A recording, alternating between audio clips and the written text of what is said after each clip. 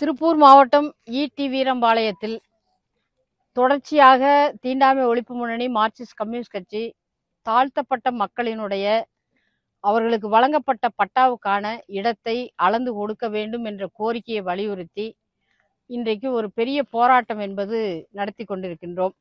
இந்த போராட்டத்தினுடைய முதல் கட்ட நடவடிக்கையாக எங்களுடைய கோரிக்கை 68 பேர் அந்த பயனாளிகள் இருக்கிறாங்க. அவங்களுக்கு எந்தெந்த இடம், எவ்வளவு, என்ன விவரம், இதை வருவாய்த்துறை அளவீடு செய்து தரணும் அப்படின்னு சொல்லி நாங்கள் கோரிக்கை வச்சோம். அவங்க இப்போ பேசிட்டு எங்களுக்கு இன்னும் ஒரு 10 நாள் 15 நாள் கொடுங்கங்கிறாங்க. இந்த 15 நாளுங்கிறது கடந்த 30 வருஷமா நடந்துகிட்டு இருக்கு. 1994 இருந்து தாழ்த்தப்பட்ட மக்களுக்கு பட்டாவை கொடுத்துட்டு அளந்தே விடாம திமுக ஆட்சி வந்துச்சு, அதிமுக ஆட்சி வந்துச்சு, மீண்டும் திமுக ஆட்சி வந்துச்சு. ஆனா இந்த இடத்த அளந்து விடுறதுக்கு ஒரு நாதியும் கிடையாது. அந்த மக்கள் போராடிக்கிட்டே இருக்கிறாங்க. இப்போ அந்த இடத்தினுடைய பேரு கல்லான் குத்து, அதுதான் ரெவென்யூ ரெக்கார்ட்ல இருக்கு.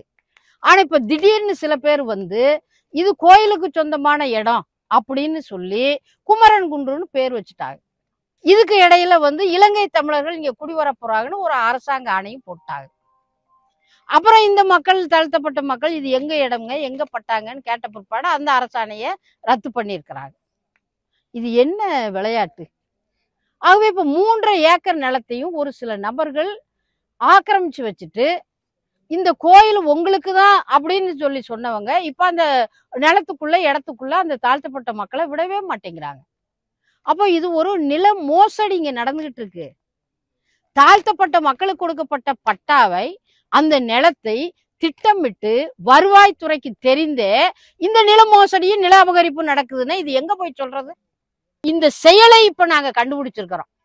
தீண்டாமை ஒழிப்பு முன்னணி, மார்க்சிஸ்ட் கம்யூனிஸ்ட் கட்சியும் ஏதோ தாழ்த்தப்பட்ட மக்களை விடலையே இதை அளந்து விடுங்கன்னு வந்தா கிணறு வெட்ட பூதங்கிளம்புன கதையாக இது நில மோசடி கும்பல் உள்ள உட்கார்ந்து இருக்குது.